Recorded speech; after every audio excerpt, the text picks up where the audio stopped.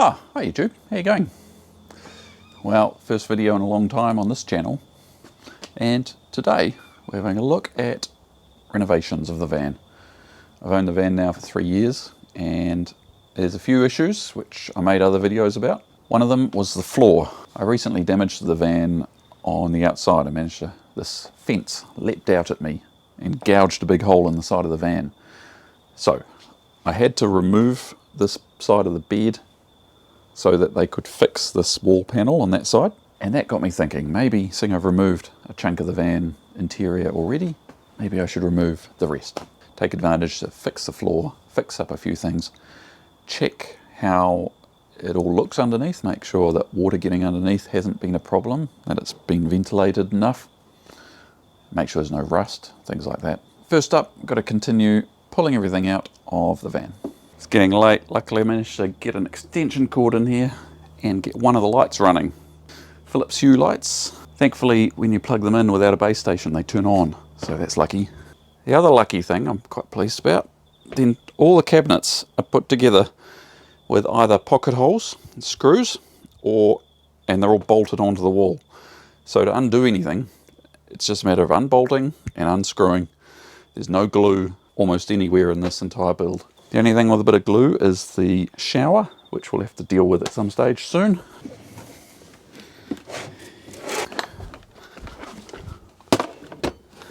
Tell you what though, I love drawers for van storage. Much easier than cupboards. And it makes removal easy. Alright, I'm just hauling the fridge out.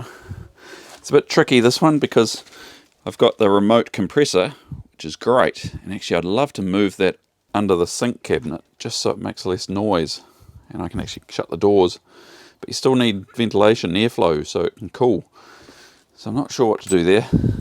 Ideally that compressor would be in its own sort of wind tunnel with a vent outside. I've got these two of these that the fridge sits on, wooden step things. Seems to work reasonably well. It's a fixed pipe here, so you have to be careful how you route it and things. There's just enough room in the aisle to pull the fridge out and slide it.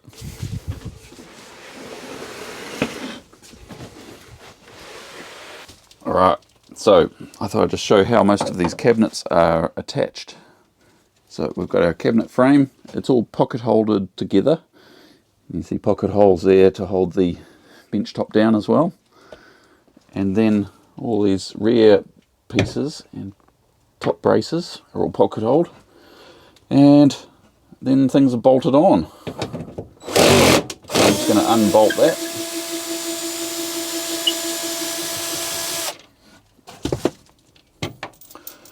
And there's quite a few bolts around.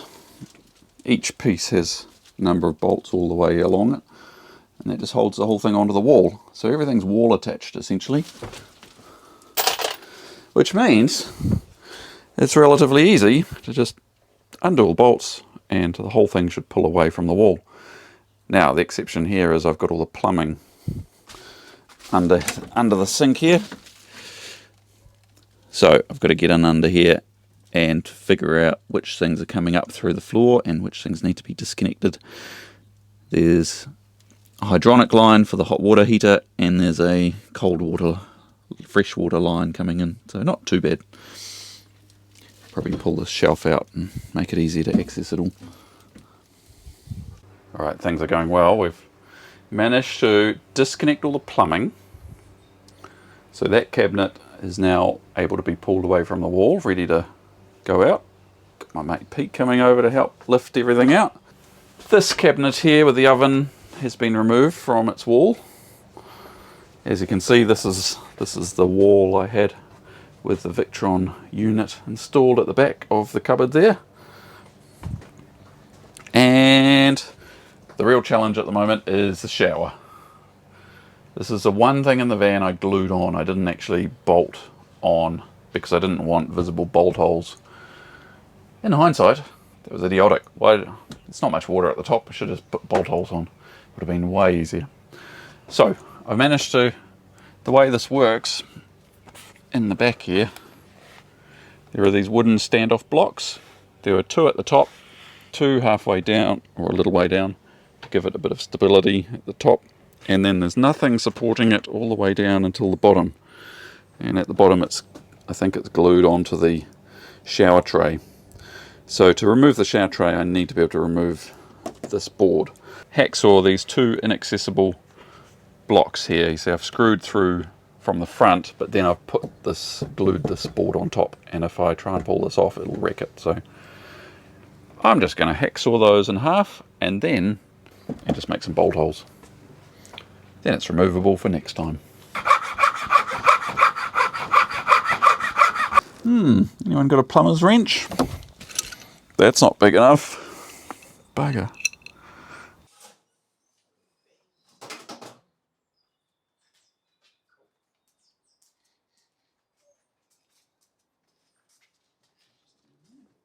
Ooh. Okay, day 2.5. Time to remove the floor. It's exciting. I had one little issue. I just went under the van to remove the diesel heater. I need to lift it up so I can redo the floor and put it back down. But I didn't install that. I got RV shop in town here to do that for me. And what they did, they cut a round hole in the floor, and it looks like they got a piece of steel pipe about that tall, the height of my floor, and then welded it in place. So there's no way I can lift this up easily, from what I can tell. You can see the little weld marks on top here, just there. So I decided it's much easier just to cut out that little bit of flooring, leave that as is, and I'll install my wooden floor around it. This is hidden in a compartment, so I'm not going to see it anyway. Otherwise, everything else is coming out nicely. One big question I've got, I originally left this piece of metal here, which is part of the original bulkhead, and I'm wondering if I should remove that.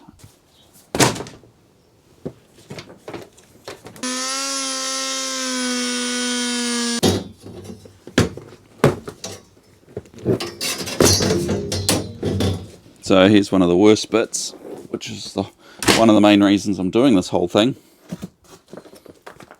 And you can see this XPS foam is all cracked and horrible.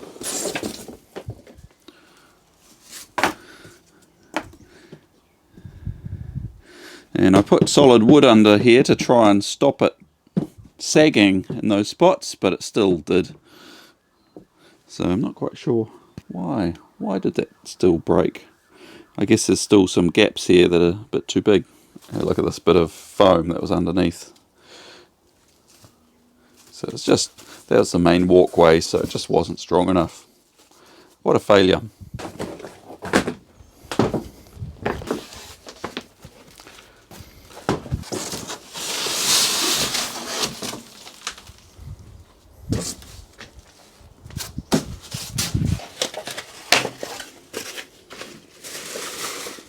Okay, now begins the long arduous process of removing the glue from the previous attempt to glue down the foam. Okay, next up I need to remove all this glue. Last time I glued down the foam, after pulling the foam off, it came off quite easily. The foam did, but the glue stayed. So I'm going to try and use a multi-tool to get it off. This has to be done very carefully, not to scratch the paint, obviously.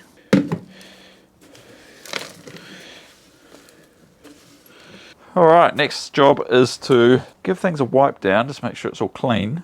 Then I'm going to go through and find any bits of bare metal, actually any rust, anything that looks like rust. And there's a few little spots. Look at that tiny little bit of rust there. That is actually on rubber, so there's something rusty been sitting on that. It's not actually rusting. I suspect most of those are bits of metal that have slipped down and actually rusted on top of the paint. Now as long as the paint isn't damaged, the rust sitting on top of paint won't spread through paint and start rusting the actual van. There's a whole lot of spots here. Now I need to figure out, is that actually rust in the van or is it actually just sitting on top? So that's good, it's not the van rusting. See up here on the wall there's a bit of rust formed here, and that's because there was a scratch there which got through the paint. And same here, you can see a knife or something managed to make a swipe and it started rusting around that. So I'm going to tackle those. This is where the shower was, and I'm very pleased. There's really no rust or any problems around the shower at all, so that's great.